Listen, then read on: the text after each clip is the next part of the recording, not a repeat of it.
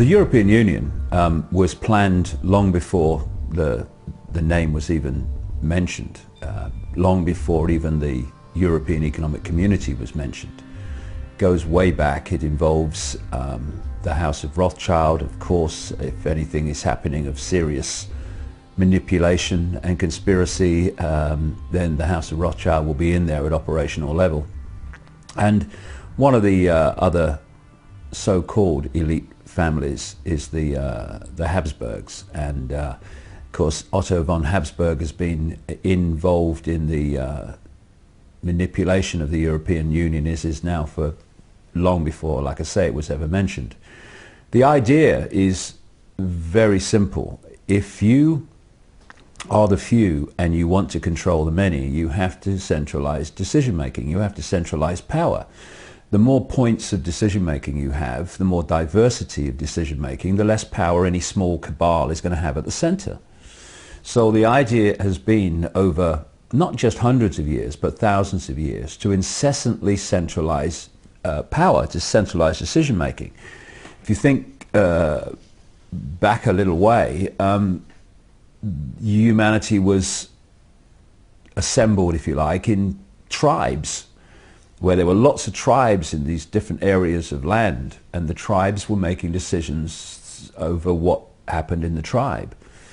Then came the first major centralization operation, and that was when they turned large numbers of these tribes into different nations. And of course then you've got a situation where now a few people at the center of the nation are dictating to all the previous tribes. What the European Union is, and of course they have plans for similar structures all over the world, like they've got the African Union, they want the North American Union to be the American Union, they want the Asia Pacific Union, but the European Union is the blueprint. And this was the next stage where they started bringing the nations together under centralized control. So now a few literal bureaucrats in Brussels are dictating to the nations of Europe. The next stage from that is a world government which would dictate to the unions. And so as with all of these manipulations of society, you see the outcome at some point. Like now we've got this Lisbon Treaty and, you know, in effect a United States of Europe. But that's the outcome as it is at the moment. Actually, it started decades and decades and decades ago, way back in the early part of the 20th century, when all this thing was kind of orchestrated. And one of the, of course, major frontmen of the creation of the European community was Jean Monnet, who was just, again, a frontman for these families, who was used as the orchestrator and the administrator into existence of this European economic community as it was. And he wrote to a friend in the year I was born. We're talking nearly 60 years ago, 57 years ago. And he was saying that the idea is not to tell anybody, basically, that what we want is a centralized superstate, in effect. But what we'll do is we'll keep incessantly moving towards that and give an economic excuse for why the different stages of more and more centralization are justified, until, as you put it, you basically pass a point where there's no return. And in effect, barring a colossal revolution, we are, in the present state of things anyway, past the point of no return. And it's just been a classic case of what I call the totalitarian tiptoe, where you start at A, you know you're going to Z, but you know if you go in gigantic leaps, then the change is so dramatic and quick that people look up and ask what's going on. So you make your leaps as much as you can get away with, but not so far that there's a big kind of reaction and acknowledgement that something very different is going on here. And they've done it brilliantly. But the way they played it in more recent times is to deny the public an opportunity to have a decision or make a decision in referendums, etc., on the incessant centralization of power that we've been seeing. because more and more people are beginning, in fact, well past beginning, to look at the European Union, the way it's going, and feel great unease about it. We saw this with the no votes for the Constitution in the Netherlands and in France, and that was a big wake-up call to the manipulators, because they realized that if you give people the opportunity to say yes or no to this creation of this United States of Europe, then overwhelmingly you're going to get a no. That is why they simply changed the name of the Constitution to the treaty and kept 98% or something of the Constitution in the treaty. It was an excuse, clearly, blatantly, obviously, not to have a rerun of the French and Dutch referendums, because they knew they would say no again, and not to have to give a referendum in the UK, where we would have massively said no, no question.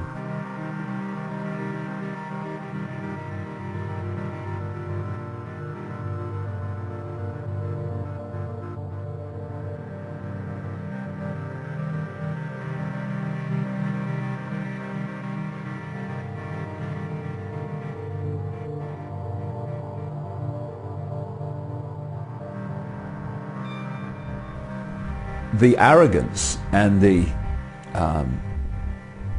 agenda of this cabal is such that public opinion is totally and utterly irrelevant. And if public opinion is going to say what you don't want it to say, then you do not give public opinion the chance to say it. In Ireland, of course, thanks to the Irish Constitution, they had to have a referendum on this treaty. And the Irish said no. What happens then is we can't call it something else, so we've got to get the Irish to turn over that decision. Now, you see, in a normal course of events, you have a referendum. The referendum decides, and everyone gets on with their lives. And if that referendum, that first one in Ireland, had have said yes to the treaty, that is exactly what would have happened. But as I've said many times over the years, if it's the agenda, it doesn't take no for an answer. And so you know when it's the agenda, because it will not accept the outcome of a public referendum. So we have the second one. What happens then is they go to town big time on all the areas they need to change to get a different vote. One of the things that happened in Ireland, outrageously, was the people that decide media policy and media balance policy and media bias policy in Ireland decided that in the second referendum, the television stations and the media didn't have to give equal time to the yes or no vote. They just had to give basically equal time to each party. And as only one party, Sinn Féin, was wanting to vote no, of course, the massive yes vote got, Arena rather, got all the coverage. And to be honest, if that vote had not been genuinely no, and some people think it wasn't, then they would have made it so by manipulating the votes anyway, and manipulating the count, and because these people will not take no for an answer. So what we now have is a situation, outrageously, where a group of unelected bureaucrats in Brussels, appointed by other bureaucrats, controlled by the elite family network, are now going to decide on the policy and the structure of European society. And for those Irish people who genuinely voted yes to it, and those young people I saw jumping up and down with joy, like a goal had been scored in a cup final when the vote came through yes. If you ever watch this, you people that did that, you are going to regret what you did for the rest of your life. Because what's going to happen now, we're already seeing it, Henrik, is once this power is secured, we've only got the Czech Republic now to go through it, etc. we are going to see the speed of European central control just be unleashed. This European control system, as we speak, is like a series of 100-meter runners at the start of an Olympic 100-meter final. It's like, on your marks, get set, and now they're waiting. And as soon as this control system is through and this treaty is all intact, the gun's going to go off. And in all directions, massive centralization of power, dictatorship from the center is going to happen. We're going to see things like a European database where all the countries pull their database. We're going to see European laws, European law enforcement, etc., etc. And you people in Ireland, good on you who voted no, but you voted yes. Young people, I'm afraid the celebrations are going to be very short. Because you know what the Irish have done, those that voted yes? They've voted to never have the option of voting again. Because what this means is, from now on, with the changes in the structure, we have literally a European government that has almost total power. And when you think that even now, before the treaty comes in, something like 75% of laws in the UK originate in the European Union, well, what's going to happen now? And it's been coming a long time, and some people have seen it, and some people have been watching the soap and the sports. Speaking about law, the law text of the European Union, or the body of the law, acquis communautaire, or whatever, it's a French term, probably butchering that, but anyway, it contains about 80,000 pages of law, according to some sources. Then this UK think tank, which is critical of the European Union, called Open Europe, recently did a check on this and claimed that it actually is 170,000 pages long, the body of the law in the European Union. So with that, having said that, the New World Order pretty much is potentially not the crackdown that we first might have thought it was, with tear gas and tasers, batons, rubber bullets, what have you, advanced technology, so-called non-lethal weapons and so forth. Okay, that happens now and again, like in Pittsburgh, but generally it seems like the New World Order is more about rules, regulations, bylaws, do's and don'ts, ink and paper, and in a way, in the future panopticon, if you will, even to make a move or to be able to do something, you have to file a motion or turn in a paper or something like that. And that seems to be what is happening right now. We're being entangled in this web of laws, pretty much. Maybe you can comment on that. Well, the web of laws is a very good term, because I have an image that an artist friend of mine, Neil Haig, knocked out for me and produced for me, which I use in my talks, which is of a spider's web with the spider entangling human beings in the web. And it's a very good analogy, because what you're looking at is, in all areas of human activity, the do's and don'ts are coming closer and closer, becoming more and more fine detail. And the point is to tangle you to the web like a fly to the web, so you can't move. And of course, ludicrously detailed bureaucracy is part of that. I spoke in Croatia a couple of times in the last couple of years, who are in the process of negotiating entry to the European Union. And I was saying there that it's like tanks and troops all lining up on your border, and they're waiting to invade as soon as they're given the go-ahead, and then the invasion comes. But the point I was making is that invasion is not troops and it's not tanks, it's bureaucracy, it is laws, rules and regulations dictating the fine detail of your lives. And I was pointing out, you may think, oh yeah, join the European Union, it's everything good and everybody else is in it. Look, 1 year after Croatia joined, if that, they'll be going, We didn't agree to this. What's going on? European law, mate. What? Well, you can't do that. We've never done European law, mate. And this whole thing about legislation and law is very, very important, because what they do is, first of all, meanings of words are different in the way they are used in legislation than they're used in everyday life. Therefore, what appears to say something, if you read it, says something else in legalese. And the other thing is, as you point out from your question, is they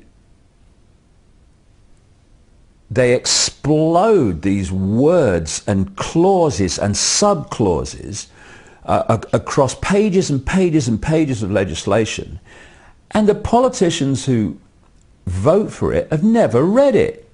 We've got a guy in, this is just one example, it's a pathetic example, but it's a very good one, called Kenneth Clarke, who is in the Conservative Party and was in the Conservative government of Margaret Thatcher and others, who actually said openly on BBC Radio, while campaigning for the Maastricht Treaty, which was a big step towards where we are, he openly said on the radio that he'd not read the Maastricht Treaty.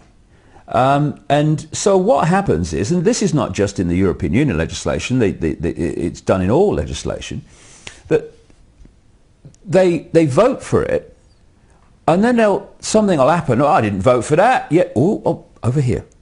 Get your glasses on. Right. Look down here. Subclause 7, stroke 3. There it is. I voted for you. Voted for that. You didn't read it, but you voted for it. And this is one of the key reasons for political parties. It's an important area, this is. If we voted for people on the basis of their character, then there is no unifying force once they get to Parliament to get them to vote in blocks. So we don't want, in terms of this cabal, they don't want independent politicians. They had to find a way, they've long done it of course, of herding them together where they could be centrally controlled. So they introduced this whole idea of parties, a political version of the European Union. I guess if you look at its structure, you've now got a group of people who are answerable to a leader. And the leader then, and the leadership, and those in the shadows behind the leadership, dictate how all the people in that party, in a so-called democratic free country, are going to vote in relation to some legislation or other. And then there's the carrot and the stick, that if there's rebels who will not vote as the leadership says, then they know that their political careers in terms of rising up the ranks is going to be severely curtailed. Because they know that, the politicians in the party who are there for power, there for prestige, they're not there through values, they will toe the party line and vote for legislation they've not read, and even if they did, they didn't agree with, but they'll vote for it anyway. And so we have this system in Britain, the whip system, they have it in most other countries too, of course, where these guys from the parties go round and threaten people in their own party if they don't vote with the party line. So what this means is that we have this ludicrous idea that we live in a free country because of a democracy, as if freedom and democracy is the same thing, when actually the whole thing is stitched up so that people vote in the desired manner. And we need a totally different look and perception of how humans organize themselves, because at the moment they don't organize themselves. They're being organized from the center in an increasingly fierce and dictatorial way.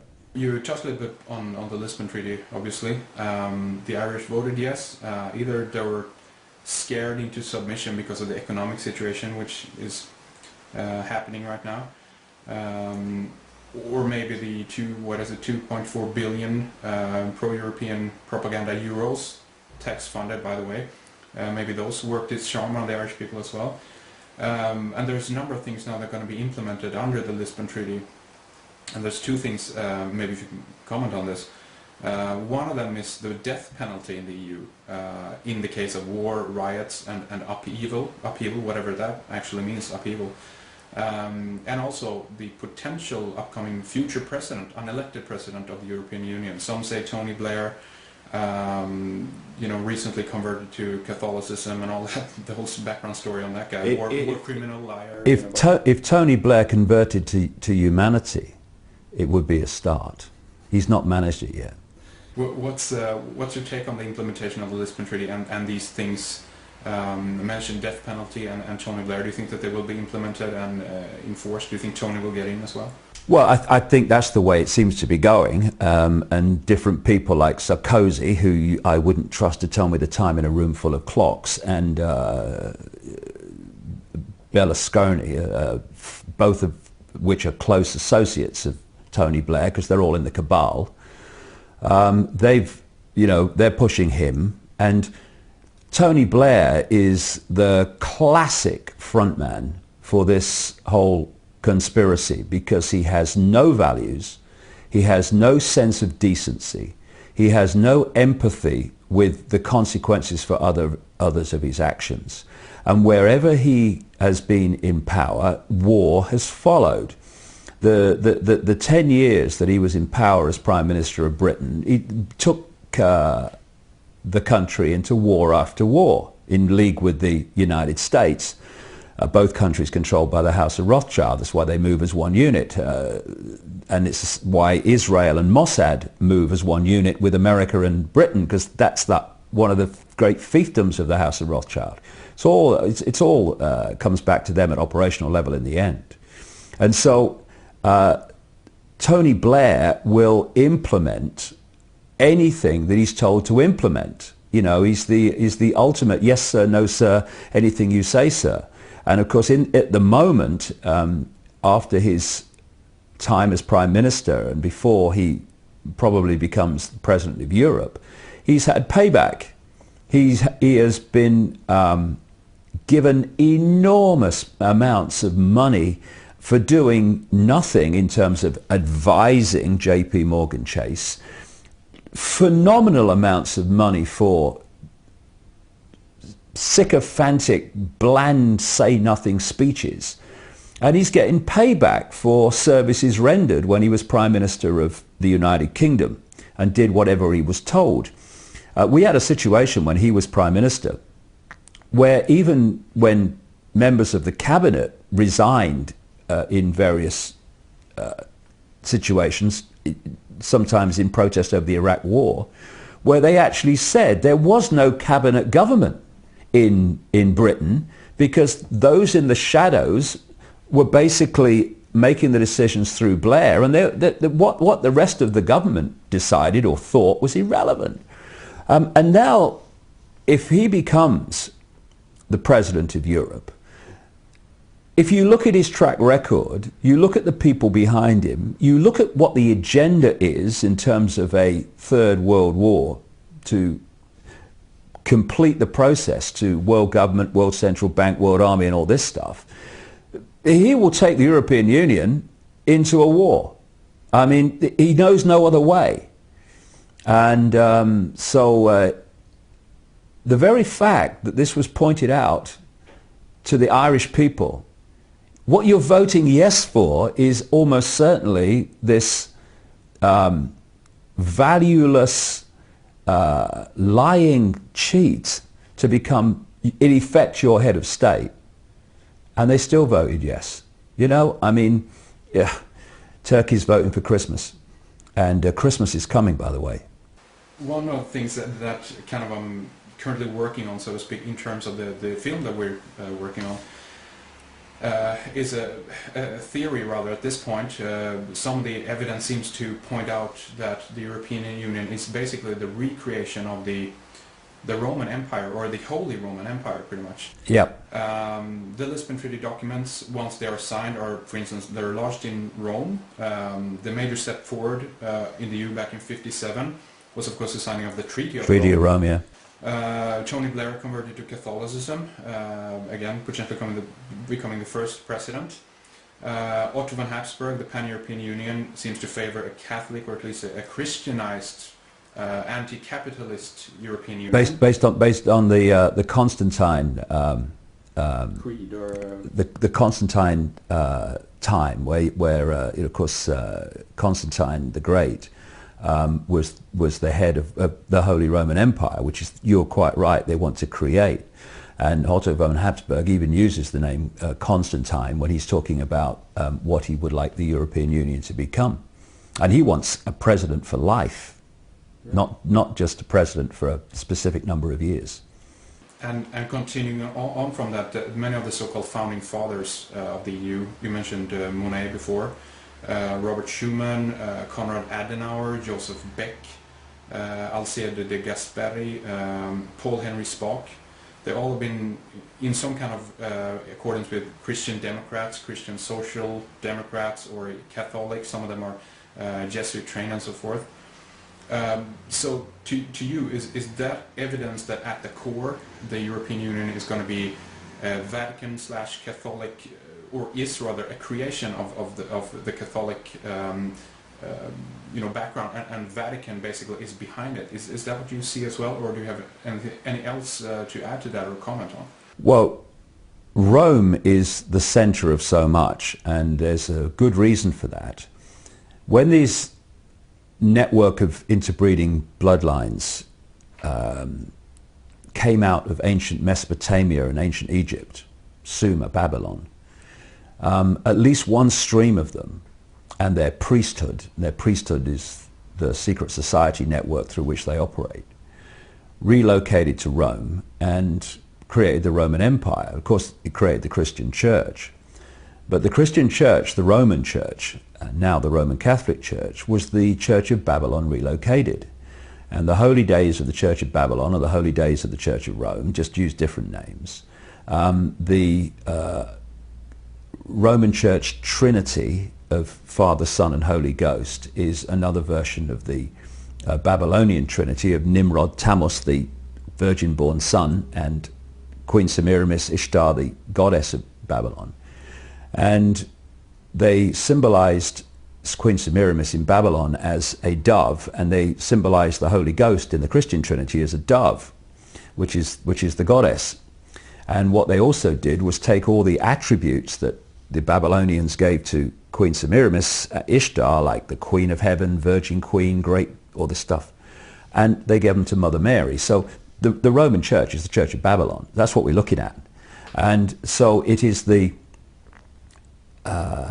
in many ways, so many ways, the core of it all. And that's why the Jesuits and Opus Dei and all these people are so influential in this whole network of manipulation. Also influential, of course, you've got the Knights of Malta, used to be called the Knights Hospitaller of St. John of Jerusalem, again allied to Rome. You've got the Knights Templar, again connected to Rome.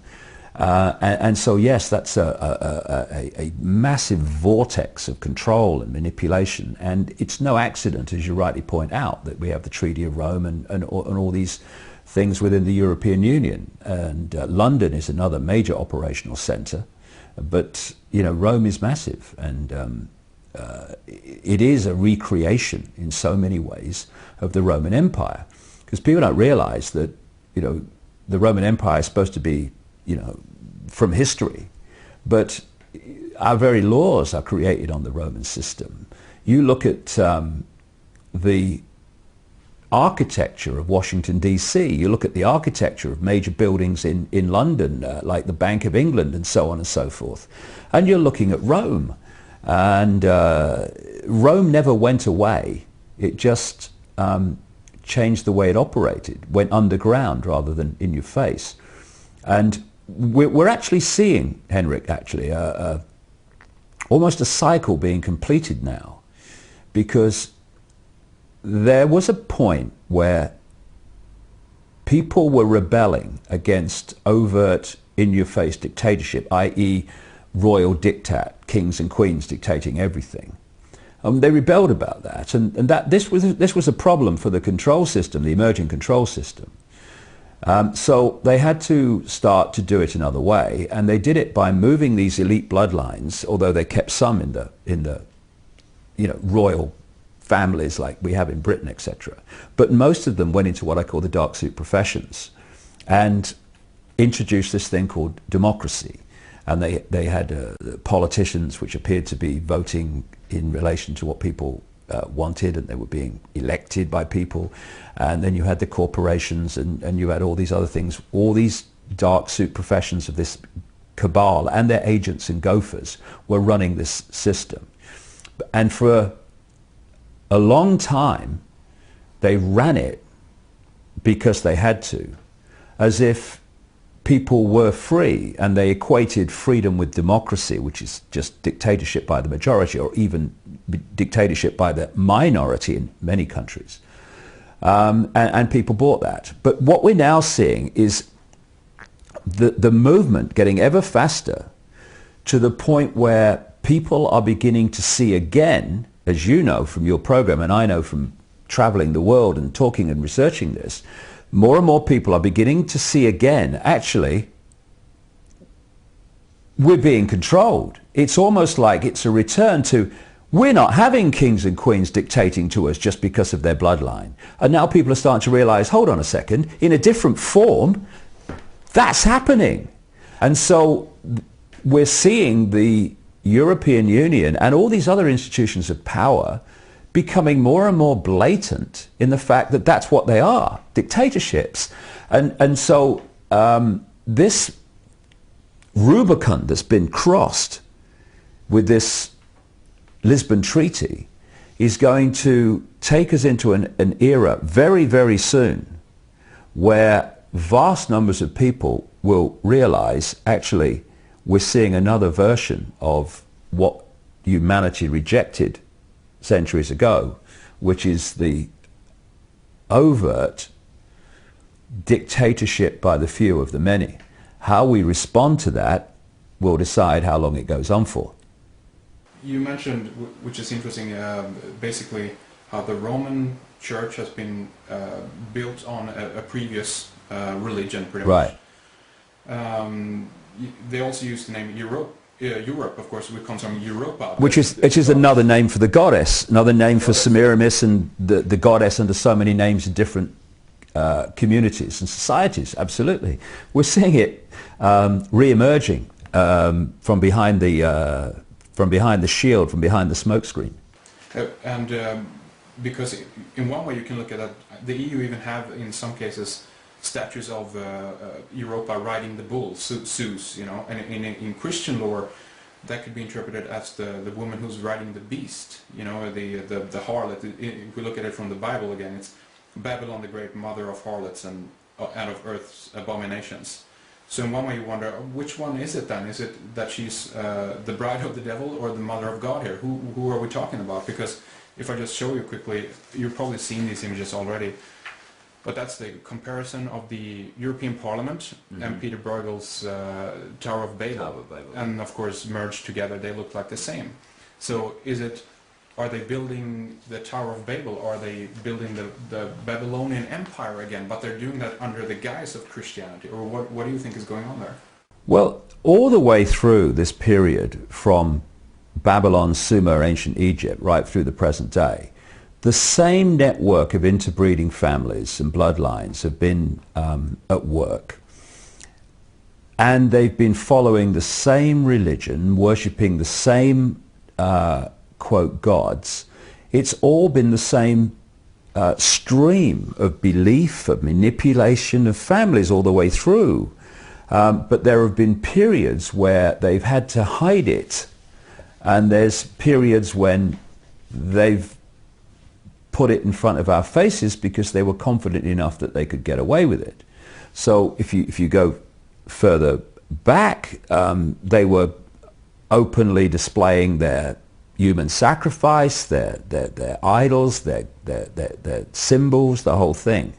And then they went through this period where they felt necessary to do it covertly. And what we're seeing now is the re-emergence of putting it in our face. Now, this is happening in two ways. First of all, they're doing that. But secondly, as a result of a tremendous amount of research by people over the last few years, and the internet and books, etc., increasingly vast numbers of people are aware of these symbols. They're aware of the bloodlines. They're aware of the agenda.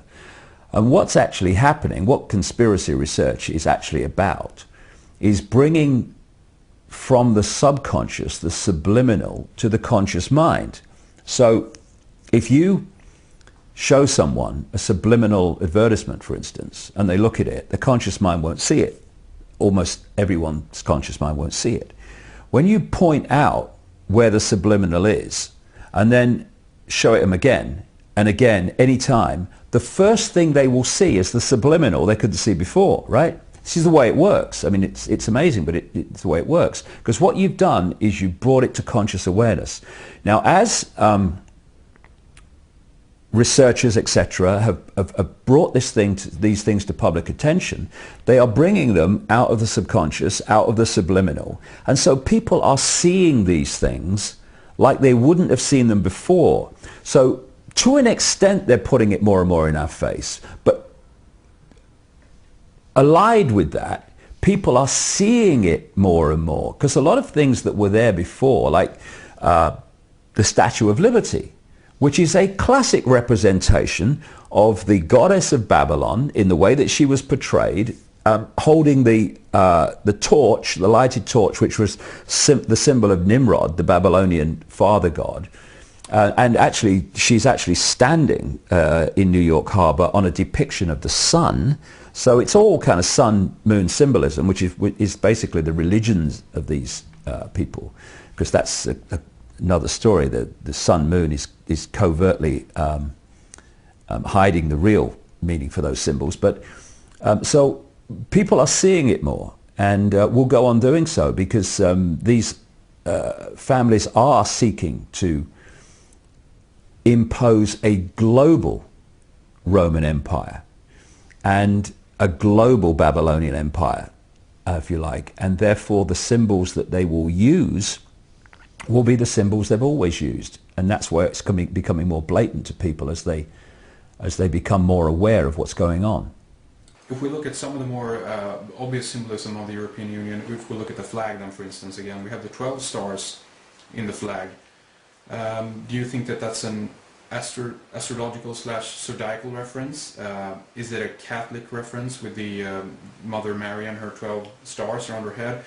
Or if we take it further, do you think could it be like the 12 lost tribes of Israel? Is it a Zionist reference here as well? What do you think? Well, people use symbols for different reasons, and they can have different meanings for the same symbol. But what is blatantly clear is that the 12 stars in a circle are an ancient symbol of the goddess.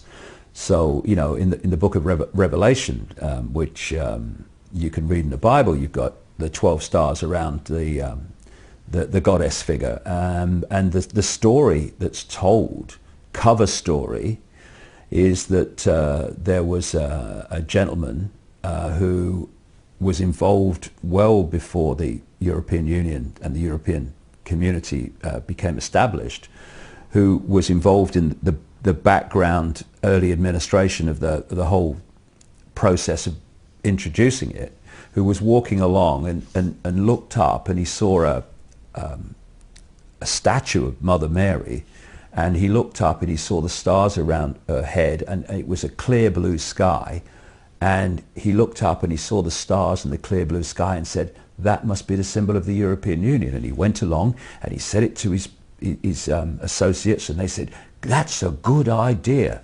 And we're asked to believe that. It's a blatant symbol of at least on one level, the goddess figure. And, the symbolism you've mentioned of the goddess Europa riding the bull. Well, the bull is the god figure. It's the Nimrod figure. And you've got commemorative coins being minted by the European Union over the years, and it was one in 2005 to 2006, something like that, which has Europa riding the bull. I mean, ancient esoteric occult ritual symbols are all over the place, because these families are that are behind the European Union, were behind the Babylonian Empire, the Roman Empire. It's a continuation. It's not something new. It just changes the mask on its face as it moves through history. Also, you mentioned Rothschild as being behind the creation of the European Union as well. And actually yesterday I found an interesting thing regarding Rothschild that said this. In 1954, Baron Robert Rothschild was appointed chef de cabinet of Paul Henry Spaak at the Belgian Foreign Ministry. For the next 2 years he worked together with Spaak and, maybe butchering his name here, Jean-Charles Snoy et de Oppers or something like that, on the Treaty of Rome. Before the final signing of the treaty in 1957. Shortly before the treaty was signed, Rothschild, standing beside Spaak, gazing over the Forum Romanum in Rome, when Spaak said, "I think that we have re-established the Roman Empire without a single shot being fired." Anything you want to comment in regards to that? Exactly what they've done. Like I say, they want a global Roman Empire. The Rothschilds are fundamental to this. They are a family that were once called the Bowers, who were a notorious, if you say, black magic, occult, secret society type family, who changed their name to Rothschild, Red Shield. And from that time, they grasped control of the now global economic system. They control all global finance virtually that has any effect on people's lives anyway. And they operate as the, if not the spider, then the operational organization of the spider. They are the people that are closest to the spider and at the center of this global secret society web, and they hand out the agenda and make sure it's played out through the web in every country. And so they don't just control the financial level, they control the corporations, and they control governments, and they are also the guiding, controlling force behind a network of organizations which were spawned from a secret society started in Britain in the late 19th century called the Round Table. And the offshoot satellite organizations of this central core Rothschild-controlled secret society, the Round Table, they started off in 1920 with the Royal Institute of International Affairs. Watch the think tanks. Look how the world is awash with think tanks, right? The think tanks are the means through which this whole thing is orchestrated overwhelmingly. So you have a think tank called the Royal Institute of International Affairs in London. A year later, 1921, Council on Foreign Relations, which dominates the United States foreign policy and the State Department in America, etc. Then you had the Club of Rome, I think that was 1968, that was set up to manipulate the environment and the environmental movement to justify global transformation. And this is where the lie of human-caused climate change has come from. 1954, you had the Bilderberg Group, and then in 1973, you had the Trilateral Commission, which was co-created by David Rockefeller, and the Rockefellers are a subordinate bloodline within the network to the Rothschilds. They represent the Rothschilds in America, the wider world too, but especially America. And the other co-creator of the Trilateral Commission was Zbigniew Brzezinski, President Jimmy Carter's national security advisor, who is one of the prime mentors of Barack Obama, who's just another, mask on the same face that as Bush was. And the Bilderberg Group is very, very important in the creation and the centralization of power within the European Union.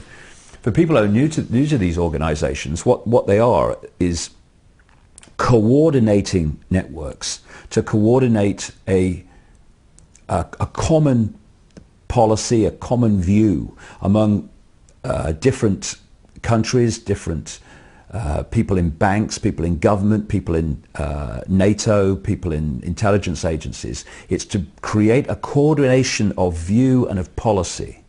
And the Bilderberg Group has been one of the prime manipulators of the policy of the of centralization of power in Europe. It's been from 1954, one of its prime motives has been to create the European Union as we now have. And it's very obvious and blatant that what we're seeing now was planned from the start. You know, we have a situation where Russian dissidents who've come out of the old Soviet Union are describing the European Union quite rightly as a mirror in structure of the Soviet Union with the Politburo, etc. And some of them, one of them in particular, tells the story of having seen reports or official reports of a meeting that Mikhail Gorbachev had when he was the leader of the Soviet Union with David Rockefeller and Henry Kissinger from the Trilateral Commission and Valéry Giscard d'Estaing, where in the middle of the conversation, d'Estaing said, Mr. President, this is what's going to happen within a certain number of years. In other words, what's happening now with the Treaty of Lisbon, the Lisbon Treaty, is going to happen in Europe, and it's going to happen in this period of years. So basically, you better get used to it. Now, what's interesting is two things. First of all, if France and the Netherlands had not voted no to the original constitution, then d'Estaing's timescale would have been virtually exact what he said, the number of years hence that this was going to come in. It's only been delayed because of those referendums, which meant they had to go through the process of going from a constitution to a treaty and all the rest of it. The other interesting thing is the person who oversaw the writing of the constitution was Valéry Giscard d'Estaing. So, Bilderberg Group, by the way. And we had a guy in the UK who was a practicing Satanist and serial child killer. I said that in my books when he was alive, no comeback because it's true, called Ted Heath. Ted Heath was Prime Minister of Britain from 1970 to 74, and he was the man who signed us into the European community and knowing what it was going to be. And he was one of the obsessive campaigners for us to go in right through the 60s. We have in Britain something called the 30-year rule, where cabinet papers are released after 30 years. Some of them are not released then because of national security, in other words, security of the agenda.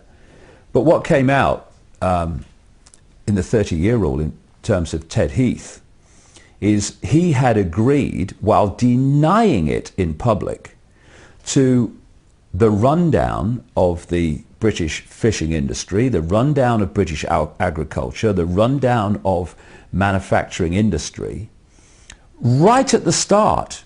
We're talking the early 1970s, because again, what is happening was planned from the start.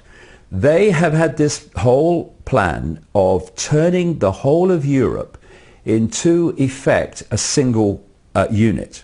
So before all these unions came in, you would have a country, and this part of the country would be the coal mining if they had coal resources. This part would be industry. This part would do that. This part would do that. Different parts of the country specialize in different things. So the plan has been to do that to Europe. So right from the start, amazing but true, they were dictating which parts of Europe would specialize in what. So they decided that places like, Germany would do this and that, but Britain, that would concentrate on service industries like insurance and banking and finance, and that therefore, because agriculture and industry and stuff like that was going to specialize elsewhere, in Britain all those things were going to be run down. And so while people in Britain and every other country were seeing these kind of changes in the way the country was, like through the Margaret Thatcher era, through the 80s, that Conservative government absolutely targeted, on purpose, blatantly, knowingly, at the core level, the coal industry in Britain. So we don't have a coal industry now. And we are an island, and yet our fishing industry is being decimated by European Union law. And so what people have perceived over the decades of the European Union as their countries changing and thinking, why is it happening? Now it's clear why. It was all being prepared for where we are. The idea is to break the countries of Europe up into regions, because the idea is to de-unify any unification of response to the edifice of power above.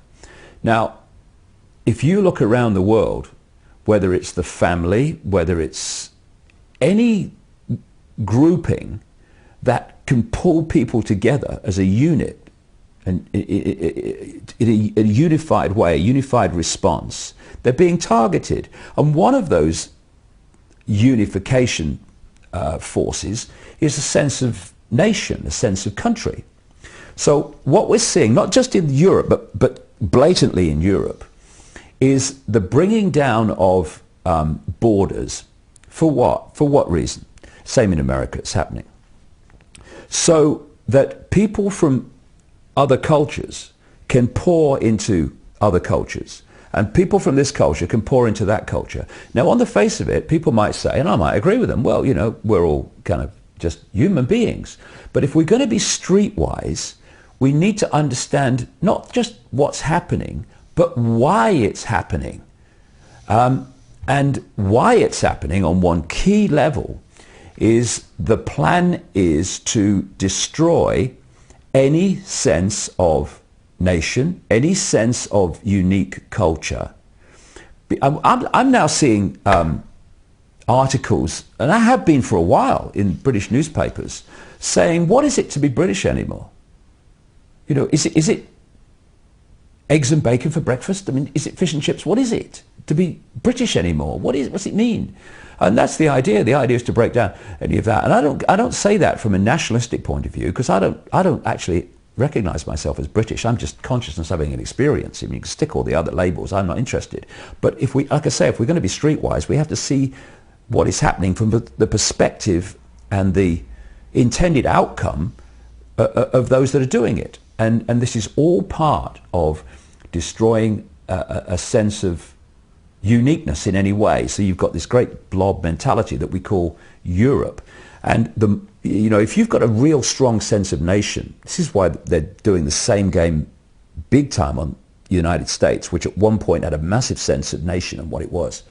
If you've got a sense of nation, then when things are suggested that break your nation up into regions, that take your ability to govern yourselves to an outside agency, if you've got a sense of nationhood, we're American, we're British, we're not having this, break that up, people go much more quietly.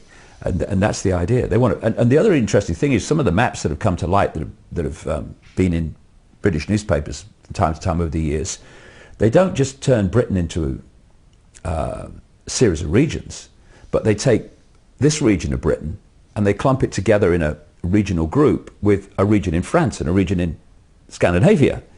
Again, all deunifying. So the only unified force in the entire structure are the bureaucrats sitting around a table at the centre. That's the idea. And it's being done mercilessly and has been unfolding for decades, because the blueprint was there right from the start. A ruthless human being is more easily controlled, as easy as that. Although everyone might not identify, as you say, with their nation or with their culture even, that is at least one fundamental point in many people's lives, and when they take that away, then it's much easier to control that human being, obviously. Exactly, that's the idea. Joining of Israel into the European Union, there have been talks of them joining as well, and which might again allude to the Zionist connection to the European Union and Israel. Because Kudnov-Kalergi apparently had well, if you want to term the very racist views in terms of how he viewed the Jewish race as supreme to the rest of the European people and so forth. Do you think that's the case? Do you think they go hand in hand? We talked about the Rome connection, obviously, but in terms of Zionism, if we look at that from one thing, are those separate, or do they go hand in hand, Rome and Israel, or Zionists? They're all connected, and they're connected through the House of Rothschild. See, if people just took a breath and looked at the whole scene, they would ask a series of questions. Why does that slither of land called Israel, and I've driven around it, and you can virtually drive around it in a day, why does that have so much power?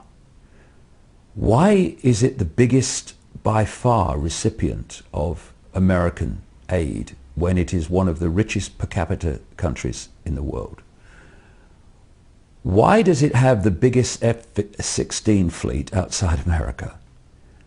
How come it can have a very considerable arsenal of nuclear weapons, refuse to sign a non-proliferation treaty, and have a breathtaking agreement, which has just been confirmed by Barack Obama in the last few months, that they have a policy in terms of America and other countries and Israel, that they don't ask whether they've got nuclear weapons, and therefore Israel doesn't have to say if they have or not. This is an official policy.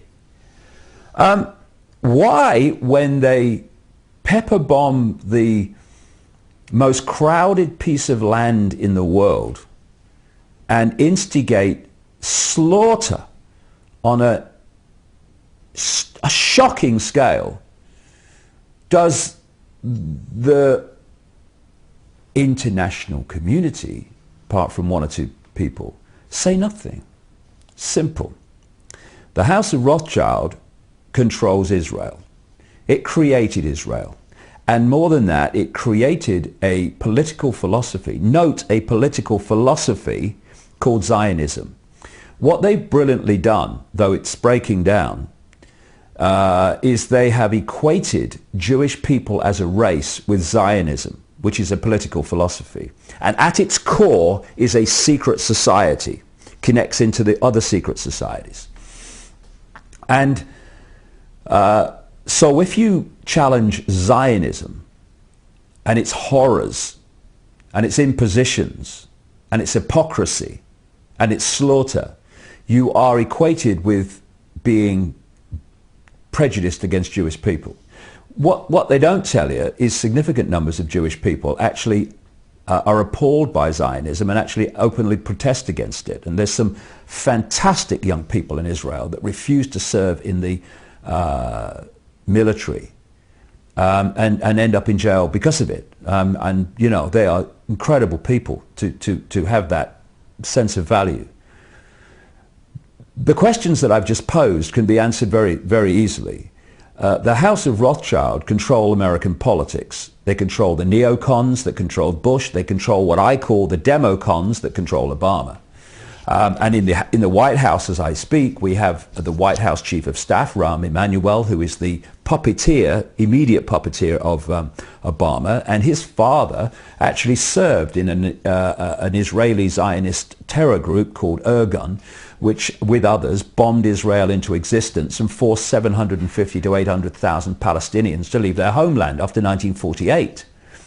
The reason, therefore, that Israel is the biggest recipient of American aid and military support is because this hand, called the House of Rothschild, takes the money from the United States and hands it to this hand, called Israel, of the House of Rothschild, and says, thank you very much. The reason that there's no questioning of Israeli nuclear capability, that they get away literally with mass murder time and time again, is because the House of Rothschild also controls the countries of the European Union and controls the European Union. I mean, Tony Blair is a yes sir, no sir, 3 bags full sir, how high would you like me to jump sir, frontman for the House of Rothschild. So who do they put in after he left the British government as negotiator of peace in Israel? Tony bloody Blair. What shall I say, Mr. Rothschild? Thank you very much. Thank you. Thank you. And that's it. So when you've got the same force controlling all these different agencies, then of course they're going to be coordinated. That's why Israel gets away with what it gets away with. And if people think that's anti-Semitic, well, actually anti-Semitic means anti-Arab, by the way, then they'll have to take it and shove it somewhere where the sun don't shine. Because I ain't shutting up about this, because it's fundamental to understanding the world and to understanding the European Union and world events. The Jewish people in general have been mercilessly used by the House of Rothschild and their front secret society, satanic secret society called Zionism, as a front which they can hide behind. So it is House of Rothschild organizations like B'nai B'rith, Sons of the Covenant, who created an organization called the Anti-Defamation League, which goes around defaming everyone, ironically, who have not just campaigned for hate laws that stop you exposing these people, they've actually written the bloody legislation in America, in North America, and Canada. And so these hate laws, which say you can't say this, you can't say that because that's prejudice and all that, they're not there to protect gay people. Everyone to their own, I say. I couldn't care less. They're not there to protect Jewish people or minorities. They're there simply to stop legitimate investigation of the Rothschilds and its network. That's what they're there for. And they are in so many ways, the Rothschilds, at operational level, the center of the spider's web. And they need to be exposed, because if they get exposed and they go, when I say go, they are removed from their positions of power. Because, to be honest, if they went to jail for what they have been responsible for, the House of Rothschild, they would have to reincarnate hundreds of times to complete the sentence. And we've ignored them, or we've not ignored them, people have ignored their power for long enough because they've brilliantly hidden it. It needs the light shone on it, because when they come down, in so many ways, the house of cards comes down. Thank you very much. Thank you very much.